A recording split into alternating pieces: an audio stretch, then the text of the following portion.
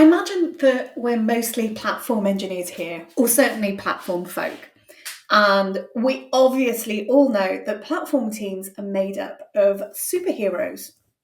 But I bet you didn't know that platform teams also have a secret power. And it's not one that we necessarily asked for, but it is unfortunately one that is rarely celebrated or used to its best advantage. So that superpower is invisibility. Now, it's a great superpower to have. And I think that we, as platform teams, we often unintentionally design to maximize our invisibility and maximize the use of that superpower.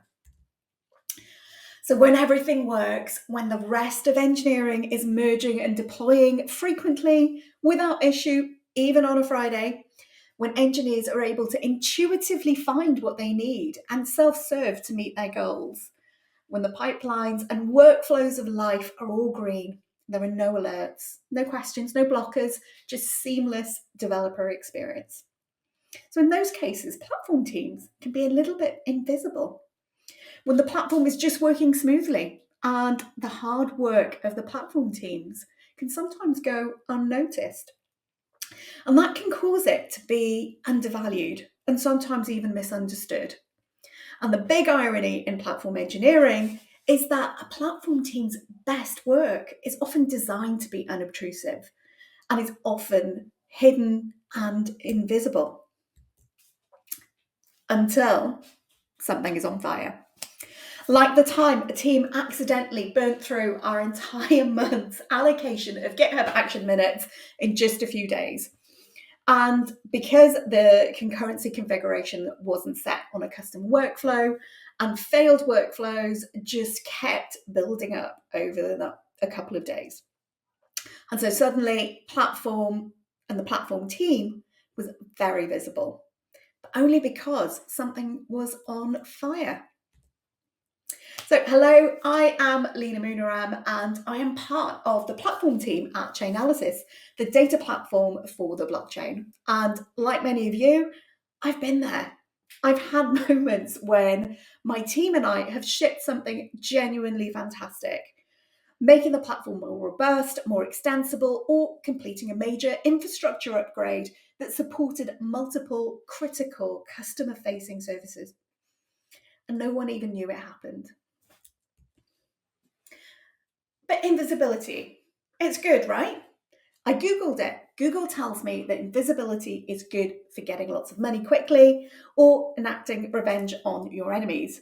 But it also has its place in platform engineering. It allows us to provide that seamless developer experience that we aspire to deliver for our customers. Whether that's behind the scenes automating the right sizing of resources or the out of the box compliance and security that teams can get for their services without having to think about it. It can allow platform to perform near opaque upgrades of infrastructure. On internally managed platforms, whether it's Kafka or Kubernetes, it can give developers trust and confidence in the platform. Engineers only have to think about their code and not the platform. That also means that they don't think about the platform team, which can be a problem. In fact, it could be a number of problems. And so, firstly, if platform teams are only seen when something is broken, it can become easy to conflate the idea of problems with the idea of platform. If we're invisible most of the time and only show up during a drama or a fire, we can look like the cause, or possibly just the common denominator, even in the cases when we're not. So whether that's backed up by a post-mortem doesn't matter. The perception sticks. Another reason that invisibility isn't always good for platform teams is that it can remove that feedback loop, that all-important feedback loop. And some of our most complex, high-impact work can happen behind the scenes and without deliberate communication. That kind of work generates zero feedback. So take that Kubernetes cluster upgrade. It can be risky. It takes planning and certainly coordination and a lot of quiet effort behind the scenes. And if platform executes it flawlessly, no one notices. There are no tickets, no questions, just silence. But sometimes, actually, for that sort of upgrade, we do need teams to verify that their services are still behaving as expected and as they want them to. But because the upgrade was opaque, teams don't engage. They don't even realize that anything changed or that anything happened. So what happens is that platform teams end up owning that risk. They end up owning the rollout and the validation alone. And so that's not just a missing feedback loop, that's also a lack of shared ownership. And yet, another reason that invisibility is not that great for platform teams is that invisible work can become unaccounted work. If people don't see the effort, it's easy for engineers and for leadership to wonder, what does platform do all day? And when that work is invisible, so is the return on investment. And that makes it harder to advocate for funding, for prioritization, or support and engagement. Invisibility in this case isn't just a communication issue. It can be a risk, it can be a gap, and it can absolutely be a barrier. So what we actually need to do then is pivot. We need to pivot towards a more intentional visibility approach for platform teams and for platform work. And the platform maturity model can help here. So the platform maturity model is a framework that was created and published by the CNCF Platform Working Group to assess and guide organizations in developing and using platforms, and especially internal platforms. It's a useful framework for working out where your platform is today and where it might need to go next. Now, it's not my intention to go into any great depth on the platform maturity model in this talk, but it is absolutely well worth a read. Take a look at the link below.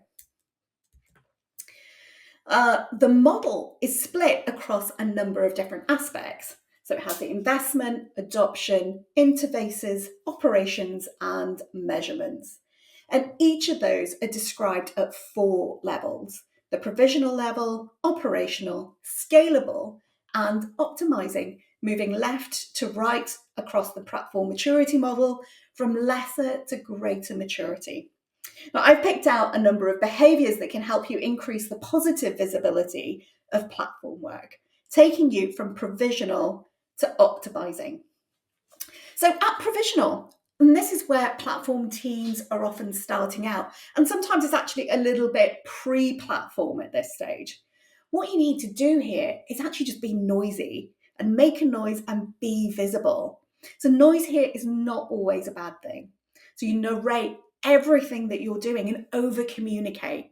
So whether it's updates, change logs, team updates, even if it feels repetitive, it keeps you as a team, or certainly as a forming team, it keeps you visible.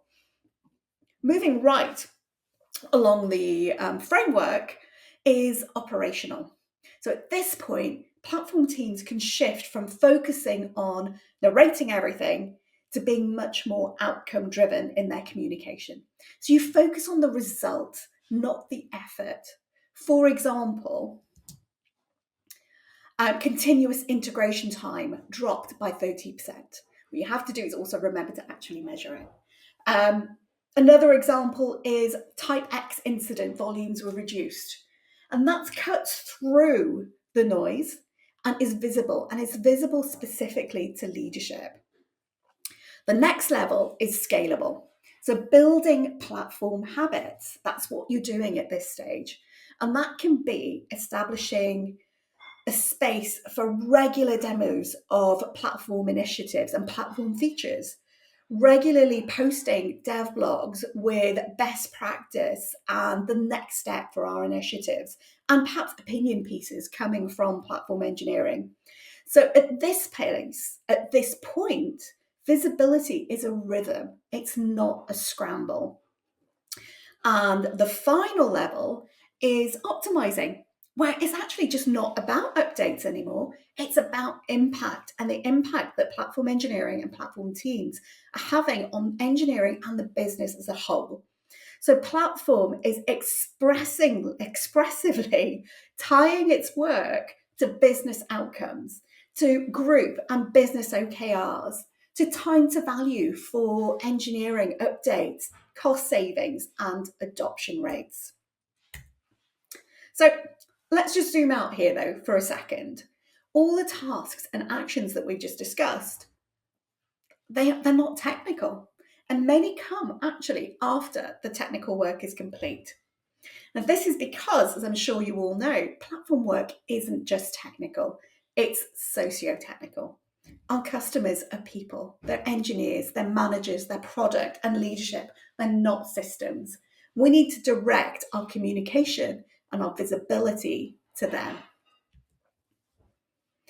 So I promised some real world examples. So this is what worked for me. And this is how I've worked with my team to help us be more relevant and be more visible. And I certainly, at this point, I don't have all the answers. And it's very much a work in progress. But I find that approaching our communications and our actions in an iterative way helps. You have to kind of lean into what works, I'm sure we all know, and move on from what doesn't. I also imagine that the tools and techniques that work for me may not always work for you. So they will differ from team to team and from organisation to organisation. But the key action that I would say, if you do nothing else, is actually make time to tell the platform story internally. Build it into a core part of how platform operates in your organisation. And certainly what we've found is that having two separate communication streams works well for us. So for engineers, we've made things tangible, technical, and granular. We've created that regular space for platform demos. We've created a regular office hours for platform team.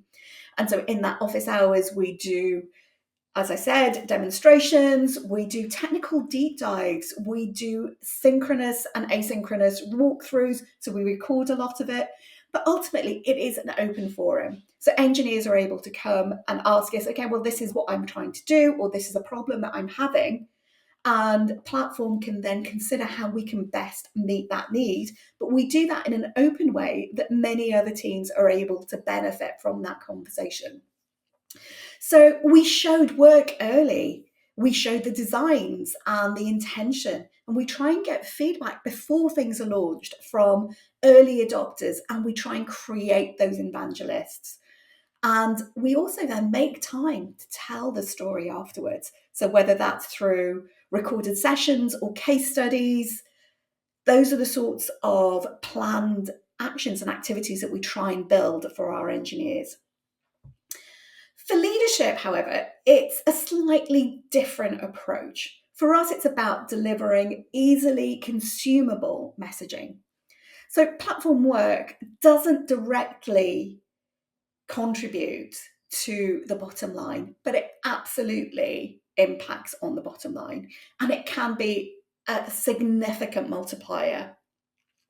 So our messaging ties our work to group and company OKRs. We report outcomes like cost savings and reduced onboarding time and improved reliability with the metrics to back them up. We also provide regular high-level updates on progress. So what we've seen is actually that invisibility as a superpower, it does work until it doesn't.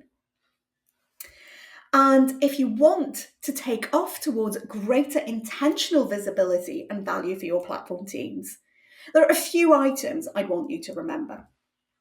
So one, you make that pivot towards intentional visibility, and you do it with purpose. Platform work, unfortunately, does not always speak for itself.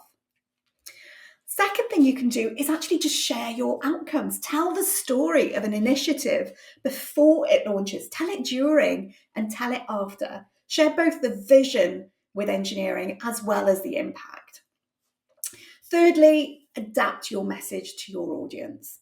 So if your engineers need a slightly different approach than leadership does, then you need to build that into your communication strategy. And then finally, I think possibly one of the most important ones is actually celebrate platform wins and to do it visibly. So you've just upgraded a production cluster and no one's noticed. That's fantastic. Let them know. Because if platform teams don't tell the platform story, no one will.